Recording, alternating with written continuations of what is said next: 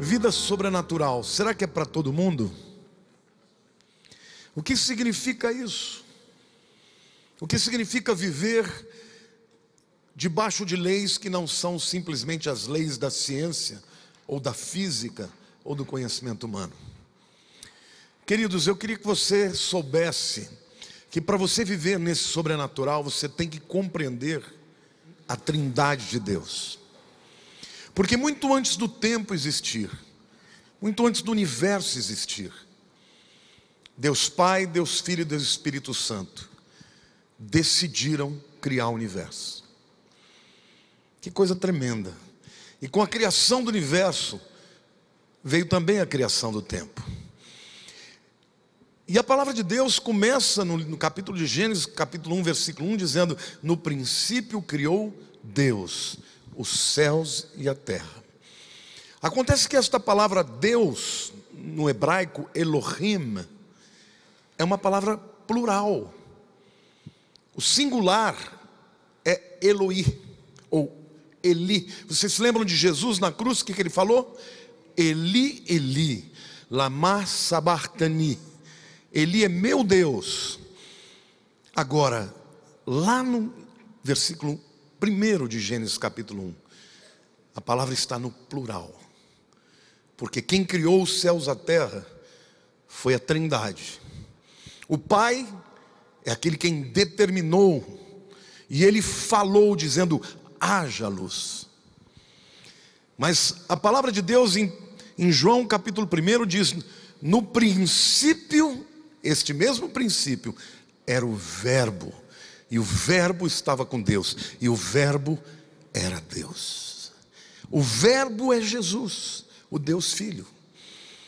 O Pai determinou, a palavra, o Verbo de Deus, Jesus formou o universo com as próprias mãos. E o Espírito de Deus, quando a Bíblia diz pairava sobre as águas, na verdade a palavra hebraica é voejava sobre as águas. Literalmente era como se ele tivesse como um helicóptero em cima das águas, voando, ventando com o seu espírito para gerar a vida. Então quem criou os céus e a terra foi o Deus Pai, o Deus Filho e o Deus Espírito. Amém? Quantos de vocês sabem que a Trindade atua sempre em conjunto, sempre em unidade? E neste mesmo tempo, que na verdade é fora do tempo, quando eles se juntaram e deliberaram criar os céus e a terra, e criar o homem, eles já sabiam que o homem haveria de cair. Então, neste tempo, ou neste lugar que não era um lugar, neste estado, eles decidiram redimir a humanidade. Só havia um jeito, e o jeito era Deus se tornar homem e viver como um homem deveria viver, sem nunca pecar, e morrer no lugar desse homem. E mais uma vez a gente vê a Trindade atuando na história do homem. Primeiro, a Bíblia diz que isso aconteceu muito antes de ser criado o tempo. Lá em Apocalipse 13:8, a Bíblia diz assim: e adorá-la-ão, está falando da besta, né? Todos os que habitam sobre a terra, aqueles cujos nomes não foram escritos no livro da vida de quem? Do Cordeiro, que for morto desde a fundação do mundo. Olha que coisa tremenda. O texto está dizendo que Jesus primeiro morreu no coração de Deus, para depois entrar na terra no tempo e morrer no ano 33. Amém? Então, este Deus extraordinário que se manifesta na pessoa do Pai, do Filho e do Espírito Santo, decidiu fazer uma aliança de redenção, de morte do Filho. Mas para que ele morresse, ele teve que nascer.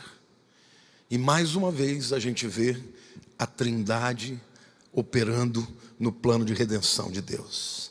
O Pai decide que o Filho deve vir ao mundo. O que diz João 3,16, irmãos?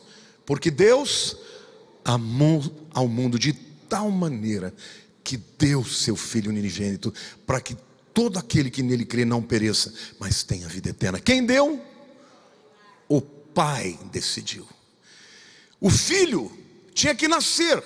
Mas olhem o que a palavra de Deus diz. O Espírito Santo é aquele quem gerou o Filho. Lá em Lucas capítulo 1, versículos 34 e 35, aqui a gente tem o encontro de Maria com o anjo.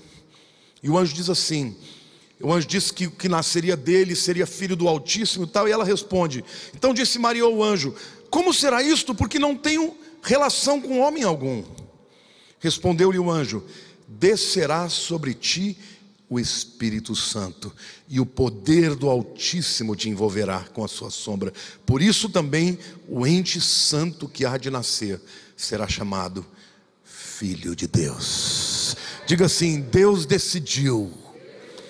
O Espírito Santo foi quem com a sua sombra, com o seu poder, fez com que a semente de Maria fosse fecundada pelo Espírito de Deus e nascesse o Filho de Deus no mundo. Amém?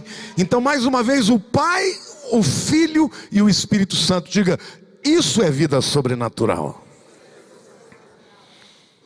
O Espírito Santo, portanto, querido, é aquele que fornece o poder.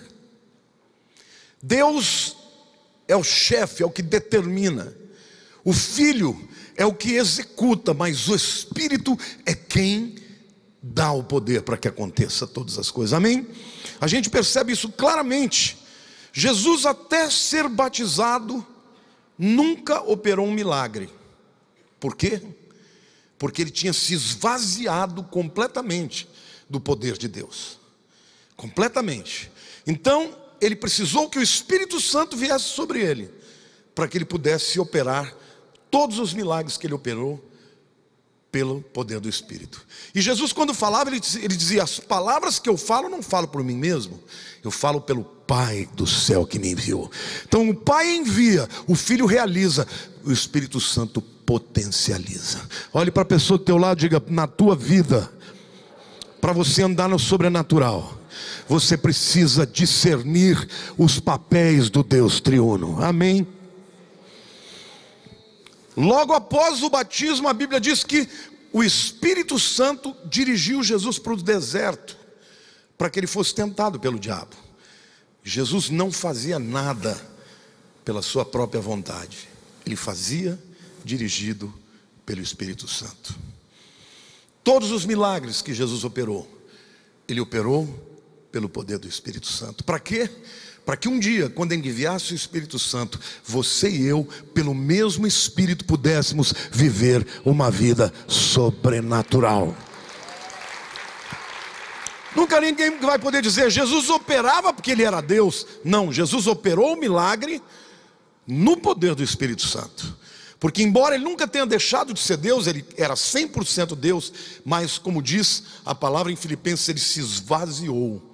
Jesus não tinha poder em si mesmo para realizar o sobrenatural enquanto ele esteve na terra. Na morte de Cristo e na ressurreição, também foi o poder do Espírito Santo. Quando Jesus na cruz ele diz: Deus meu, por que me desamparaste? Porque lá na eternidade já estava decidido que ele tinha que morrer. E naquele momento ele tinha que morrer sozinho. Naquele momento ele tinha que provar o inferno, que era nada mais do que a separação de Deus. Porque o inferno é a ausência de Deus. E o Espírito Santo foi aquele que ressuscitou Jesus dos mortos. Queridos, Jesus nunca pecou. Isso significa que se ele tivesse continuado na sepultura, ele nunca ia apodrecer. Porque a morte é salário do pecado.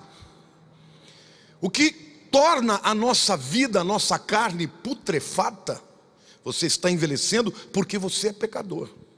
Mas Jesus nunca pecou. Então, se o Espírito Santo não tivesse ressuscitado Jesus, a carne dele não ia se desfazer. Mas a Bíblia diz que o Espírito Espírito de Deus ressuscitou Jesus Cristo dos mortos. Mais uma vez você vê que o sobrenatural precisa do Pai, do Filho e do Espírito Santo. Amém? Vocês já repararam, queridos, que é só o Espírito Santo que transforma as pessoas? Os discípulos viram Jesus operar todo tipo de milagre, mas nenhum deles foi transformado. Até quando Pedro declarou que Jesus era o Cristo, ele falou: foi o Pai que te revelou. Isso não foi coisa tua, era o Espírito que estava revelando a ele. Agora veja, ninguém foi transformado. Na hora da cruz todo mundo fugiu. Mas depois que eles foram revestidos de poder pelo Espírito Santo no dia do Pentecostes, aí não tinha morte que os parasse, não tinha morte que os calasse, porque o Espírito Santo produziu regeneração. Quero dizer para você, querido, quem vai transformar aquela pessoa que você ama, o teu marido, a tua esposa, o teu filho, o teu amigo, não é o poder do intelecto, não é a tua capacidade, é o Espírito Santo de Deus. Quando você descobrir que o Espírito Santo age no sobrenatural, a tua vida vai ficar mais fácil. Amém? É Ele quem transforma a vida das pessoas. Lá em João capítulo 16, versículos 7 a 11 diz assim: Jesus está falando: mas eu vos digo a verdade, convém-vos que eu vá, porque se eu não for, o Consolador não virá para vós outros. Se porém eu for, eu vos enviarei. Quando ele vier, convencerá o mundo do pecado, da justiça e do juízo. Presta atenção, porque isso aqui é profundo. Diga: o pecado, porque não crê em mim; da justiça, porque vou para o Pai e não me vereis mais; do juízo, porque o príncipe deste mundo já está julgado. Isso aqui é tão tremendo, irmãos. Você acha que tem algum pecado que te manda para o inferno? Ninguém vai para o inferno por causa de nenhum pecado. O que leva as pessoas para a condenação é um pecado só: não crer que Jesus morreu pelos nossos pecados. Jesus diz que é o Espírito quem convence do pecado, porque não creram em mim. Olhe para a pessoa do teu lado: se você crer em Jesus, não há pecado que te mande para o inferno. Se você não crer em Jesus, declare: se você não crer em Jesus, não há vida de santidade que te leve para o céu. O que condenará o mundo, meu querido, é rejeitar a Jesus. Ele diz: e o Espírito convence da justiça, porque eu vou para o Pai. Isso significa que a justiça que nos torna justos já aconteceu há 2000 anos atrás. Não tem mais nada para ser feito. É por isso que no livro de Hebreus, o autor diz assim: que uma vez por todas, e no grego é hapax, o sangue de Jesus nos purifica dos pecados. Amém ou não? O que nos leva, meu querido, para o céu, o que nos justifica, é o que Jesus fez. E ele diz: e do juízo, porque há uma escolha a ser feita nesse mundo. De que lado você está? Se você estiver do lado de Jesus, você não terá juízo, porque Ele mesmo diz: quem crê em mim e nas minhas palavras e naquele que me enviou, não entra em juízo, mas passou da morte para a vida. Mas se alguém não escolheu o lado de Jesus, já está em julgado, porque o príncipe desse mundo, que é o Senhor daqueles que rejeitam o Cristo, já está condenado. É por isso que Jesus dizia: quem crê em mim tem a vida eterna. Diga para o teu irmão do lado: não é terá a vida eterna, é ter hoje, no presente. Amém? Quantos creem em Jesus aqui? Você tem a vida eterna. Tem a vida eterna. Quem não crê em mim já está condenado. Não tem essa de vamos esperar para ver. Já está condenado. E esta é uma obra que só o Espírito Santo pode fazer. Nem todo o intelecto do mundo é capaz de entender as coisas espirituais, porque se discernem espiritualmente. Por isso que está cheio de gente culta aí, que não consegue discernir o que o Espírito revela. E tem gente simples que não sabe nem ler nem escrever e entende as coisas sobrenaturais, porque estas coisas são reveladas pelo Espírito Santo. Glória a Deus, você pode aplaudir o Senhor?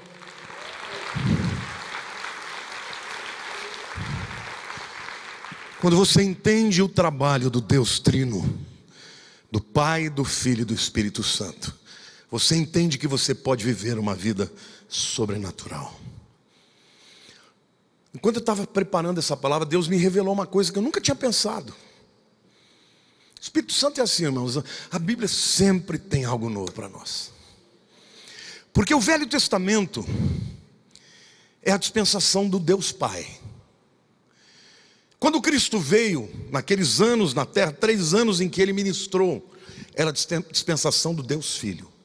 Mas essa era do Espírito Santo. Mas o que Deus me mostrou é que o Espírito Santo só entra em pecadores. Que coisa, né? Deixa eu perguntar para vocês, Jesus tinha o Espírito Santo antes do batismo? Tinha ou não? Não. E de repente Jesus chega no Jordão e fala para João: eu quero ser batizado. Ele fala: mas jamais eu vou te batizar. Eu não sou digno nem de desamarrar a sandália do seu pé. Não convém que você seja batizado. Porque o batismo era para quem? Para pecadores. E Jesus: convém que eu seja batizado e que se cumpra em minhas escrituras. Jesus não pecou jamais, mas ele estava no batismo se identificando com os pecadores. E no momento em que ele desceu das águas e que ele recebeu a vestimenta de um pecador, mesmo nunca tendo pecado, o Espírito Santo veio sobre ele, descendo com uma pomba. Tremenda essa revelação, não é, irmãos? Não é tremendo isso? Ele continuou sem pecado, mas vestiu a vestimenta de um pecador. Isso é tão tremendo que quando Deus manda fazer as festas, cada festa, a festa de Deus, né? Porque não é festa de Israel, são as festas do povo de Deus. Quando Deus manda fazer as festas, quando chega na Páscoa, Deus manda que o povo comesse pão sem fermento, porque o fermento representa o pecado. E durante toda aquela semana que eles celebram Páscoa e primícias, o judeu até hoje tem que tirar da sua casa qualquer resquício de fermento. Não pode ter fermento. É o pão ázimo ou o maçá. Tira o fermento da casa. Por quê? Porque a Páscoa fala da morte do cordeiro. E não pode haver pecado, o cordeiro tinha que ser puro, perfeito. Vem primícias, de novo, continuam celebrando aquela vida, a ressurreição, sem fermento. Mas 50 dias depois, Deus fala: agora vocês vão trazer o fermento e vão fazer bolos e pães com fermento para celebrar o Pentecostes. Porque o Pentecostes fala do nascimento da igreja e do Espírito Santo descendo sobre pecadores. Então o que o Senhor me mandou te dizer, querido, que mesmo você e eu sendo pecadores, o Espírito Santo habita em nós que cremos, amém? Você pode entristecê-lo, você pode apagá-lo, mas ele está aí. Bastou haver um arrependimento genuíno, que o Espírito Santo vai tomar controle da tua vida e vai fazer da tua vida uma vida sobrenatural. Sabe por quê? Porque o Espírito Santo é aquele que traz o poder de Deus. Como é que nós iríamos vencer o pecado, vencer as lutas dessa vida, se não for pelo Espírito Santo? Olhe para a pessoa ao teu lado e diga assim: se o Espírito de Deus habita em você, você pode vencer o pecado, você pode vencer a droga, você pode vencer a prostituição, você pode vencer a depressão, você pode vencer o mau caratismo, você pode vencer a tua carne, porque é o Espírito Santo de Deus quem nos empodera. Amém, igreja? Aplauda ao Senhor, diga eu creio.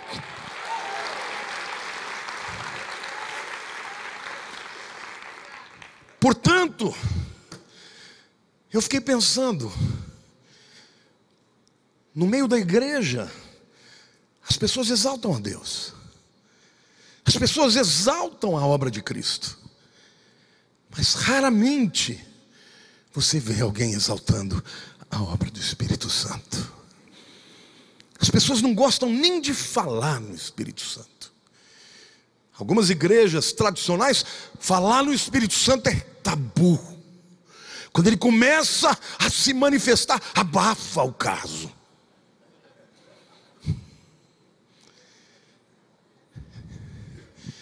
Mas sem o Espírito Santo, meu querido, não há vida sobrenatural. Sem o Espírito Santo, você jamais vai vencer a tua carne, a tua incredulidade. Jamais você vai ver os milagres de Deus, porque até Jesus só operou milagres por causa do Espírito Santo. Diga assim: Deus Pai é quem determina, Deus Filho é quem se manifesta, Deus Espírito é quem empodera. Ainda hoje, na igreja, quem opera cada salvação, cada vida que diz eu creio, eu me rendo a Jesus, cada vida que muda de vida, o alcoólatra que abandona a bebida, o viciado que abandona a cocaína, o adúltero que abandona o adultério, é o Espírito Santo de Deus que pode fazer isso na nossa vida.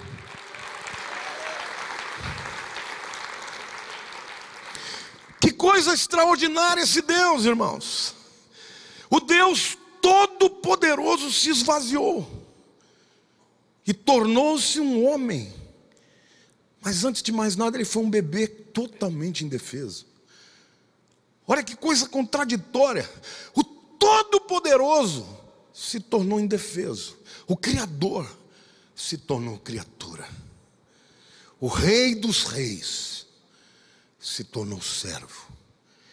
O Santo Espírito veio habitar em casas imundas de pecadores. Esse Deus é tremendo. Só Ele podia inventar um negócio desse para fazer uma obra de redenção que ia dar um nó no diabo. Porque todas as outras religiões retratam o homem tentando chegar a Deus e fracassando, porque um pecado tira o homem da presença de Deus definitivamente. Então Deus mandou o seu Filho Jesus, e esse se tornou carne, nunca pecou e recebeu a nossa culpa, recebeu os nossos pecados, e esse morreu por nós, pelos nossos pecados, e com o seu sangue puro nos purificou. Mas ele disse: eu tenho que ir, porque se eu não for, não virá o Consolador. E ele diz assim: um outro Consolador. E é interessante porque no grego há duas palavras para outro. Uma é héteros. Héteros é como heterossexual, é um outro de diferente espécie. Mas existe uma outra palavra que é alos, de alopatia. A alopatia, ela trata da doença com o mesmo princípio ativo. Se você procura um remédio alopata, o que ele vai fazer? Você tem, por exemplo, um estômago com acidez. Em vez de ele te dar um elemento básico, ele te dá ácido também, em doses pequenininhas. Por isso que a gente fala em doses homeopáticas. Mas é o mesmo princípio ativo. Jesus está dizendo: eu vou mandar um outro que é igual a mim, do mesmo tipo. É o Deus Espírito, o Consolador. Querido, o Santo, Santo, Santo entra na vida de um pecador e começa a germinar vida do mesmo jeito que ele germinou aquela semente. E ele começa a fazer com que o indivíduo que estava morto nos seus delitos e pecados passa a ter vida.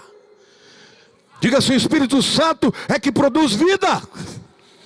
Amém, irmãos? Não existe vida sem o Espírito Santo, e muito menos vida sobrenatural sem o Espírito Santo.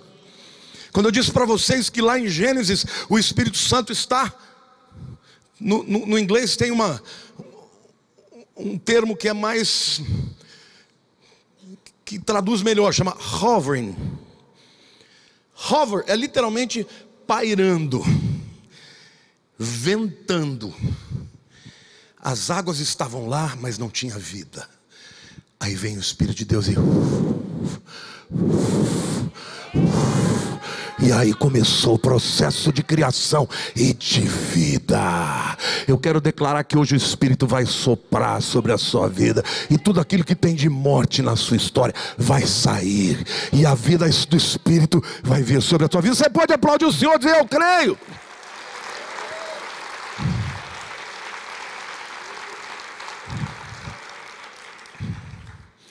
Mas o Espírito Santo sela os que creem. Lembra que eu falei que lá na eternidade o Deus Pai, o Deus Filho e o Deus Espírito fizeram uma aliança? Querido, na Bíblia há muitas alianças. Em toda aliança existem promessas, existem condições e existem selos. Só tem uma aliança na Bíblia que não foi selada. Sabe qual que é? A com Adão. Porque se tivesse sido selado, no momento que ele quebrou a condição que era não comer daquela árvore, nós não estaríamos mais aqui, porque ele continuaria sendo pecador para toda a eternidade. Mas a aliança de redenção tem selo. Deus enviou o seu filho morreu por nós, e o Espírito Santo veio e nos selou. Olhe para a pessoa do teu lado e diga: está consumado. Queridos, o selo, a figura do selo, o selo tinha duas figuras. Uma é de propriedade, porque, por exemplo, um rei, quando colocava o seu selo, estava lá o brasão do rei, todo mundo sabia que aquilo era do rei, era propriedade do rei. E a segunda figura é, além de propriedade, é de segurança, porque o selo era inviolável. E a palavra de Deus nos diz no livro de Efésios 2 vezes que quando você creu, você foi selado.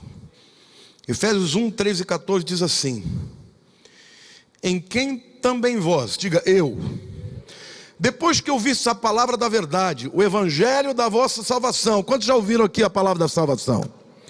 Tendo nele também crido. Quantos creem em Jesus aqui? Então vocês foram selados com o Espírito Santo da promessa, o qual é o penhor da nossa herança, até o resgate da sua propriedade, em louvor da sua glória. Amém, irmãos? Sabe que a palavra de Deus está dizendo que sobre a tua vida um dia os homens vão escolher ter a marca da besta, mas nós temos a marca do Espírito Santo. Você tem o selo do Espírito Santo, e você estará selado até o dia da redenção. Sabe que dia é esse? É o arrebatamento da igreja. Até o dia do arrebatamento, Satanás olha para a tua vida e fala: não posso tocar, porque tem dono. Não posso violar, porque é inviolável. Porque quem te sela e te protege, e quem faz de você propriedade exclusiva, é o Senhor, o Espírito Santo de Deus. Amém, igreja?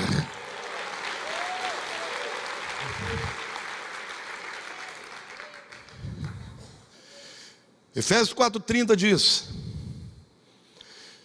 e não entristeçais o Espírito de Deus, no qual fostes selados para o dia da redenção. Até o dia da vinda de Jesus, o Espírito Santo está sobre a sua vida. Como não nos relacionar com esse Espírito? Com o Espírito de Deus. Como não adorá-lo? Como não ter comunhão com Ele? Ele é o Consolador, e Ele só te dará consolo se você tiver comunhão com Ele. E quando você começar a falar com Ele, é como uma criança que não consegue entender a infinidade de pensamentos do seu Pai.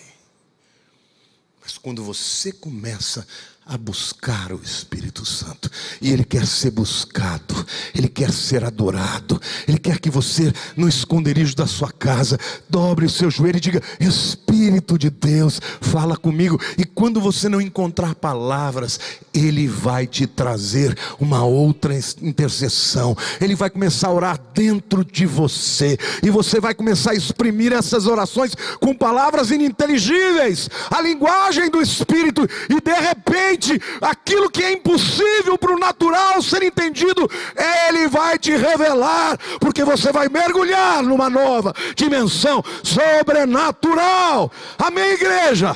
Glória a Deus.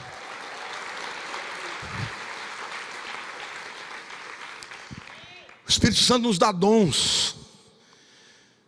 Aquilo que você não pode fazer pela habilidade natural, Ele pode te dar habilidade espiritual. Eu tenho uma facilidade muito grande para línguas. Foi Deus que me deu. Mas eu ouvi falar de uma moça, quem me falou, até o pastor Caleb, que recebeu o dom de falar inglês de uma hora para outra. E ele falou: ela não tem nenhum sotaque. O Espírito Santo falou: você vai falar inglês como um americano. Quantos aqui querem um dom assim? Querido, o Espírito Santo, Ele é capaz de fazer coisas assim, se você o buscar. Como ter uma vida sobrenatural? Não dá para ter uma vida sobrenatural e relegar o Espírito Santo como se fosse um Deus inferior. Ele é Deus, só que Ele é Deus que habita em você. O diabo não está tão preocupado que você crê em Deus. Ele não quer que você confesse Jesus. Mas se confessar, ele fala: tudo bem, perdi. Mas o que é pior para ele é você crer em Deus, confessar Jesus e estar cheio do Espírito Santo. Porque você cheio do Espírito Santo, você é um problema para Ele, para o seu reino. Você é um indivíduo que cheio de coragem. Vocês veem que os discípulos andaram com Jesus e tinham medo. Mas bastou vir o Pentecostes, que esses camaradas queriam ir para a briga. Eles queriam ir para o meio da praça pública para falar: Jesus está vivo, Ele ressuscitou. O que fez isso na vida deles? O Espírito Santo de Deus. E esta geração precisa estar cheia do Espírito Santo, porque é grande a guerra que nós estamos enfrentando. Se você não entrar nessa dimensão, querido, você vai ser muitas vezes derrotado, e a tua luz vai apagar. Uma vida sobrenatural só através do Espírito de Deus. Lá em Efésios, a gente lê: não vos embriagueis com vinho, no qual de dissolução, mas enchei-vos do Espírito, falando entre vós com salmos, entoando e louvando de coração o Senhor com hinos e cânticos espirituais, dando sempre graças por tudo a nosso Deus e Pai, em nome do nosso Senhor Jesus Cristo, sujeitando-vos uns aos outros no temor de Cristo. Eu vou junto com vocês dizer como é que a gente se enche do Espírito Santo. Quantos querem ser cheios do Espírito Santo? Começa se esvaziando. Quando a Bíblia diz que o vinho embriaga, quando o vinho embriaga alguém, essa pessoa é tomada pelo vinho e faz coisas que não faria normalmente. Sim ou não? Mas tem vários tipos de vinho na vida das pessoas. Tem muita gente dominada por intelecto, dominada por acreditar que é capaz. Tem muita gente dominada por sentimentos de negativos, por dor, por ressentimento, por incredulidade. Isso tudo é domínio. São cadeias, são fortalezas da mente. Mas diz: enchei-vos do Espírito. Olha para a pessoa do teu lado e diga: a única coisa que está dentro, tem que estar dentro de você, é o Espírito Santo. Quando você se enche de algo, não tem mais lugar para nada. Amém ou não? A figura de Jesus sobre o enchimento é essa: é uma água corrente que vai enchendo um recipiente e de repente começa a transbordar, e esse transbordamento faz com que a sujeira saia, até que o que fique no recipiente seja água absolutamente pura. Isso que Deus está dizendo para você, que é possível nos dias de hoje. Estamos cheios de Deus e vazios de nossa carne. Amém? Aí ele diz mais: como é que você se enche? Diga, falando em vós, entre vós, com salmos. Você fala mal dos outros? Não é o Espírito que está em você, é a tua carne que está fazendo isso. Entoando e louvando a Deus. Você é amargo? Você é o tipo de pessoa que só fala que não vai dar certo, essa vida é uma droga, está tudo ruim? Porque para se encher do Espírito Santo, você tem que ter um espírito de adoração, louvando de coração. Olha para o teu irmão e diga, não adianta de boca. Diga, tem que ser de coração ao Senhor, com hinos e cânticos espirituais. O Espírito já te deu a dica. Os hinos são quando a gente canta as coisas inteligíveis, mas chega uma hora que não basta cantar o inteligível. Você tem que entrar na esfera dos cânticos espirituais, quando você canta em línguas, quando você deixa fluir o Espírito, e nessa hora vai saindo a carne e vai entrando o poder de Deus. Amém. Querido, se você tiver uma vida de adoração diária, porque a carne vai estar aí todo o tempo, só que o Espírito também está. Então quando você perceber no teu coração mágoa, ressentimento, justificativa para ficar infeliz, para ao invés de amar, desamar, para ao invés de juntar, separar, peça perdão, diga, Espírito me ajuda. E o Espírito vai te encher de poder. Ele é quem gera a vida. Diga, o Espírito Santo é quem gera a vida. Tem duas palavras no hebraico que se referem ao Espírito. Uma é ruach, que é literalmente vento. A outra palavra é nefesh, que significa soprar. É o Espírito de Deus quem gera vida sobre nós. Sabe, gente, lá em Gênesis 1:2, quando o Espírito estava soprando sobre a água, ele estava transmitindo vida.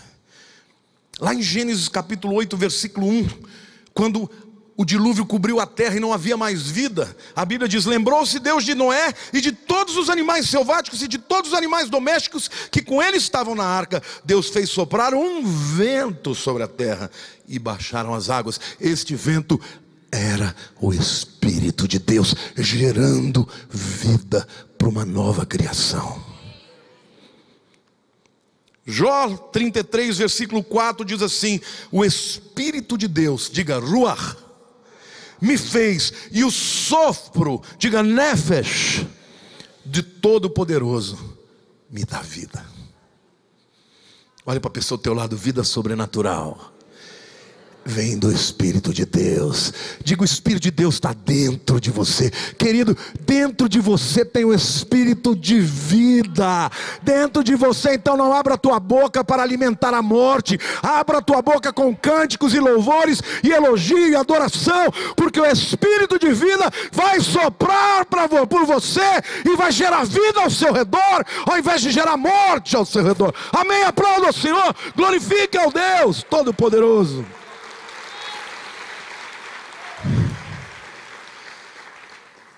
Jesus disse para Nicodemos: não basta nascer da água. Nascimento da água, alguns dizem que é a palavra, outros dizem que é o nascimento do líquido amniótico, nascimento físico, porque a água representa vida física. Mas ele disse, tem que nascer da água e do Espírito. Do mesmo jeito que Deus soprou o seu nefesh sobre Adão e ele viveu. Quando você diz, eu creio em Jesus, o Espírito Santo sopra na tua vida e você nasce espiritualmente para o reino de Deus.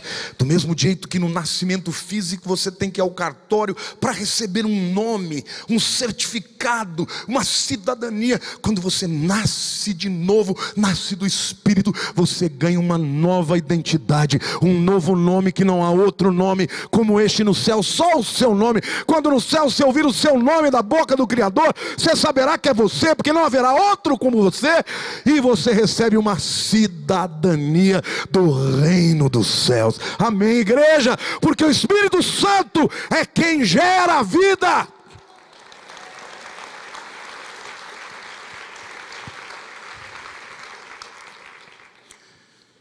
O Espírito de Deus me fez, e o sopro do Todo-Poderoso me dá vida. A partir de hoje, todos os dias, você vai buscar o poder do Espírito. Você pode orar a Deus em nome de Jesus, porque Ele nos ensinou assim. Mas você pode orar ao Espírito e pode invocar a Ele e dizer: intercede por mim. Quando a tua alma estiver doendo, quando o pecado estiver te inclinando para a morte, você vai dizer: Espírito de vida que está dentro de mim, me dá poder para vencer o pecado, me dá poder para vencer a incredulidade, me dá poder para vencer aquilo que está me atacando e me dominando. Amém.